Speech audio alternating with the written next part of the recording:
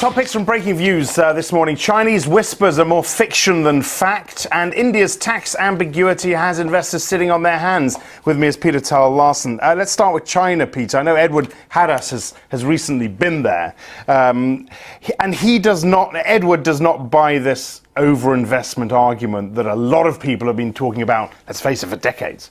Yeah, well, I think that's part of Edward's point, is that people have been saying for quite some time. He has a nice quote there from a book written in 1998 that, you know, China's investment boom was going to come to a shuddering halt, and with it the economic growth.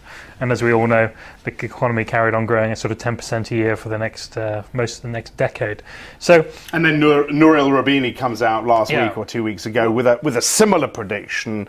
So Edward's thinking, 10% growth for the next decade? Well, who knows? But I mean, you hear this a lot. I mean, I think Edward's argument is really sort of breaks down into four pieces.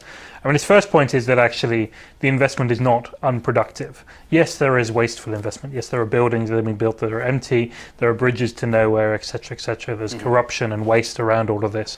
But actually, in the grand scheme of things, most of the investment that has been made is actually useful or will be useful in the future. Even if you build a road that no one rides on at the moment, at some point in the future that will actually be a useful road to build. So that's his first point. The second point he makes is that actually the statistics that we all rely on, which show that 50% of GDP is going to investment or something like that, are notoriously unreliable. And they're sort of prone to over-exaggeration by the officials because, locals, the parts of China have big incentives to show that they're investing in things, and so they massage the figures in certain ways.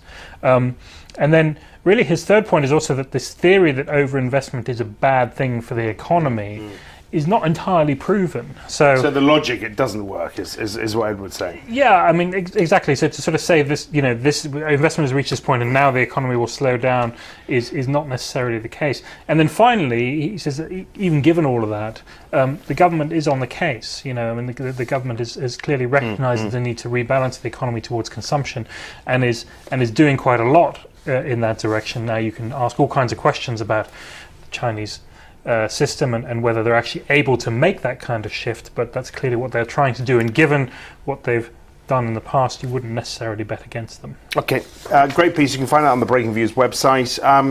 And then this piece on India, foreign investment grinding to a halt, if you like, if you look at the amount of money that's being pumped or not into the equity markets. There are clear reasons for this, but you're saying the government could U-turn on their plans and stop this. Yeah, I mean, I wouldn't say it's grinding to a halt. I would say it's sort of a temporary pause. I mean, but what's happened clearly is that in April so far, we've seen $127 billion invested into the $127 million invested into the Indian equity markets. That compares to about an average of about $3 billion a month for the preceding few months.